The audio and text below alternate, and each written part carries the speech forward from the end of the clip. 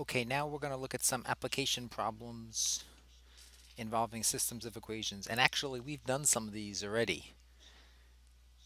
We just haven't called them systems of equations before. So what ends up happening with application problems is a lot of times systems of equations are going to be used to find the point at which two things maybe balance each other out, right? So like maybe one is increasing, the other is decreasing, and you want to find out the place where they're equal, right? Like two people traveling in opposite directions, or perhaps both are increasing, but one is increasing slower than the other, and the other is able to catch up to the first. So that's the one that we had seen already when we dealt with those car rental problems. We wanted to find out the number of miles that made two rental companies be equal. So we were really dealing with systems of equations there. We just didn't call them systems of equations. All right, so here's an example. A host is planning to charge $5 per person to attend his party. He figures that his cost to throw the party is going to be $300 plus $2 per person. This cost includes the DJ that he's hiring along with the cost of food. So the DJ would be the flat $300 fee, and then the cost of food he's estimating at, all right, well, $2 for each person that comes, right? So the cost of food is going to vary depending on how many people come. So how many people does he need to attend the party in order to break even? So this is actually what we call a cost revenue problem. So we're going to call R the revenue, which is the money he takes in, and C is going to be his cost. All right. So how much money is he taking in? Well, he's taking in $5 per person. So what we're going to do is we're going to have the revenue equation equal 5 times the number of guests, which you're calling X, right? Because he's making $5 per person. X is the number of people. Okay? And that's something that actually wasn't defined here, which should have been. X is actually the number of people attending.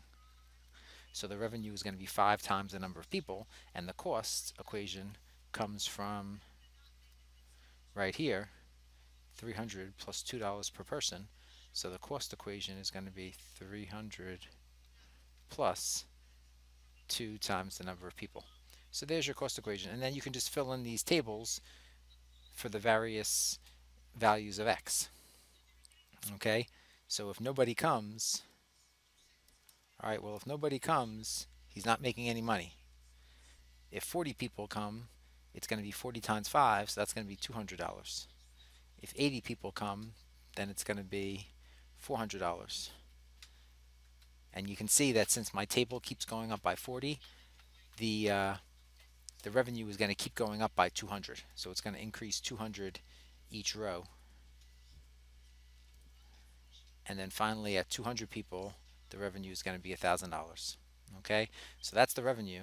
And then the cost, now here's the thing with this. This is the difference between the revenue and the cost. If nobody attends, he still has the DJ there.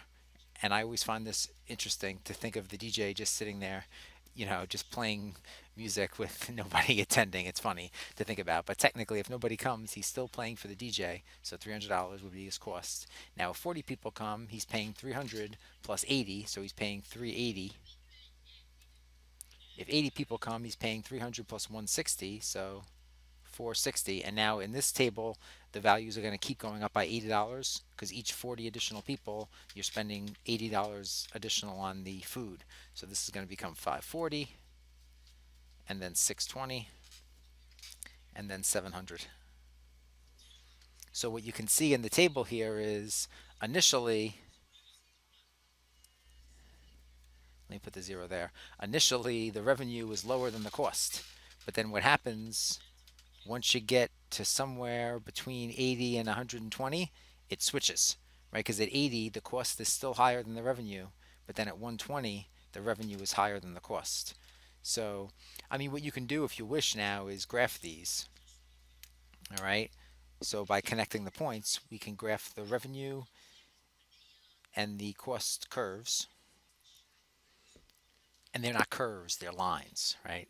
Curves, I mean, curves are different things, which we generally don't deal with in this class. So we have our revenue line and our cost line, and now there they are graphed, and you can see that they are crossing right there, which looks like it's the point 100 comma 500. So we'll assume this point here is the point 100 comma 500. And that's actually what we refer to as the break-even point, 100 comma 500. So what this means is that this host needs to have 100 people attend in order to break even. And what that means is if 100 people attend, he's not making any profit at all, right? He's spending the same amount as he's taking in, so he breaks even at 100 people. So that means if 100 people attend, his cost and revenue are equal. Now, what happens if you look to the right of this point? Let's say we look over here, maybe at 160. At 160, the revenue is higher than the cost. So if more than 100 people attend, he's actually going to make a profit. But if you look to the left of 100, like maybe at 40, the cost is higher than the revenue. So then this difference here is not going to be a profit, but that difference is actually going to be a loss. Okay? So if you're to the left of the break-even value, you have a loss. If you're to the right of the break-even value, you have a profit. So there we have it. If more than 100 people attend, he makes a profit because revenue is greater than loss. If less than 100 people attend, he takes a loss because cost is greater than revenue. And the reason I used black and red there is because that's like a business term. When they say you're in the black, it means you're making a profit. When they say you're in the red, it means you're taking a loss. So in the red area there, you have a loss. In the black area there, you have a profit. So that was a cost and revenue. Now another one that we could do, and we did this actually in the first unit when we did those commission problems, is you have a salesman choosing between two job offers. And the first provides a base salary of $500 plus 2% of sales, and the second offers a base salary of $300 plus 5% of sales. So which should the salesman choose, and why do you think so? And again, this is one of those it depends type problems, right? So like for the first job, if we say that S is the number of sales, the total amount of the sales, and we'll call P the total pay, what would the pay for the first job be? So the pay in the first instance would be $500 plus 2% of sales, which is 0.02 times the amount of sales. And for the second job, the pay is going to be $300 plus 5% of sales, which is 0.05 S. Okay, and we could make a table of values for this, but what's going to happen is the first one's going to start out at 300. I'm sorry, the first one's going to start out at 500, and the second one's going to start out at 300. They're both going to increase, but the second one is going to increase faster, and it's eventually going to catch up to the first one. So here's what happens when we graph these. So there's your two lines once I graph them.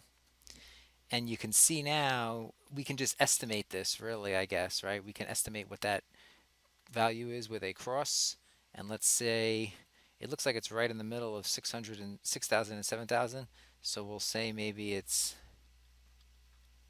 6,500, 625 approximately, right? So what this means is when sales are $6,500, both companies are going to provide the same pay, right? $625. So this is kind of like that rental car problem. So what you wanted to do is you wanted to determine whether you think you're going to be making sales of $6,500 or more per pay period, right? They don't tell you what the pay period is. I'm assuming it's probably weekly here. So you have to determine whether you're going to make $6,500 in sales weekly. So if you think you're going to make less than that, what you do is you go with the safer bet, the one that starts out at $500. But if you're confident that you can make sales over $6,500 per week, you will go with the second job, right? Because that's going to give you a higher commission rate. So I can formalize that here. So essentially, if the salesman is confident that he can make over $6,500 in sales per week, he should take the second job that has the higher commission. But if not, if he wants to play it safe, take the first job that has the higher base pay.